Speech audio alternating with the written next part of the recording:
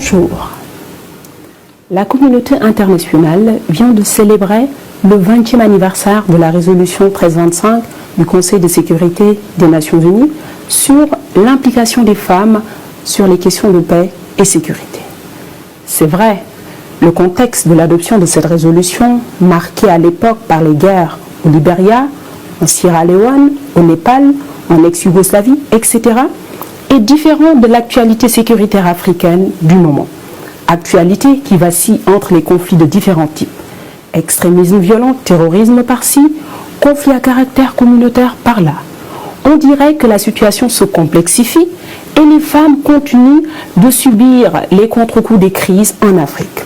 On l'a vu en avril 2014 avec l'enlèvement des 276 lycéennes de Chibok au Nigeria par des éléments de Boko Haram. Et ceci avait déclenché l'indignation de toute la communauté internationale. Au-delà de cette brutalité tant médiatisée, on se rappelle en 2009 au Mali d'un long débat parfois houleux entre des organisations féminines et des organisations religieuses suite au vote d'un nouveau code de la famille avec des mesures consolidantes en faveur du droit des femmes. Dans ce contexte, la résolution 1325 du Conseil de sécurité des Nations Unies garde son rôle pour une implication pleine et entière des femmes dans les questions de paix et sécurité. Oui, on en parle beaucoup, mais quelle est la pertinence du rôle des femmes dans les questions de paix et sécurité? À travers des études de perception que le Timbuktu Institute a menées, notamment une menée en 2017 au Mali sur femmes, prévention et lutte contre l'extrémisme violent, nous avons pu relever diverses situations à travers les perceptions que les femmes ont elles-mêmes de ce phénomène éminemment complexe. Au-delà des facteurs de radicalisation identifiés par elles-mêmes, que sont la pauvreté, le chômage, le manque d'éducation, la marginalisation, on se rend compte que les femmes sont une matrice faible mais consciente de son potentiel en matière de résolution des conflits. Et cette triptyque nous le démontre. Primo, les femmes, la société civile féminine ne se sont pas outillées pour prévenir et lutter contre les extrémismes. Segundo, les femmes ne se sont pas impliquées dans les initiatives de résolution des conflits.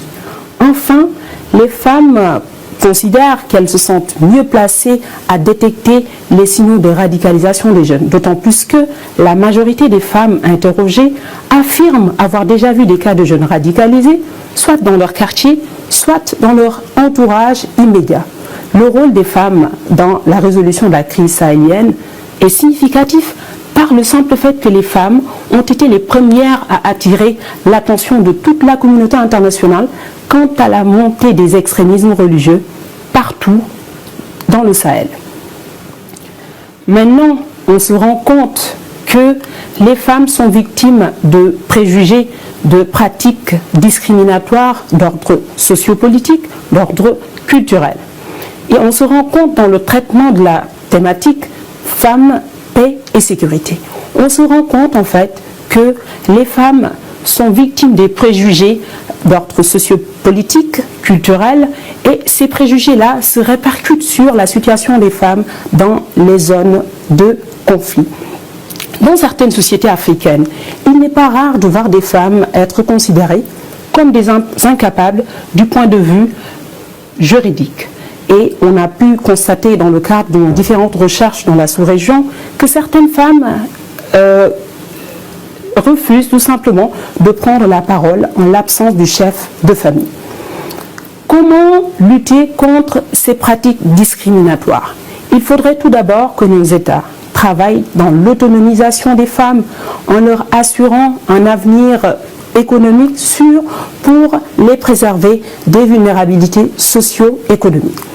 La sensibilisation demeure un volet important pour dépasser ces barrières sociopolitiques qui entravent la pleine implication des femmes dans les questions de paix et sécurité. Pourquoi ne pas s'inspirer des Tambinkara, qui sont des sortes de festivals qui réunissent des villages du Mali, du Niger avec l'implication des troupes du Gorom Gorom au Burkina Faso et en faisant quoi? En s'inspirant de la culture pour atténuer les tensions communautaires quand on sait que les effets de la lutte contre les extrémismes ont fini par installer un climat de méfiance entre populations.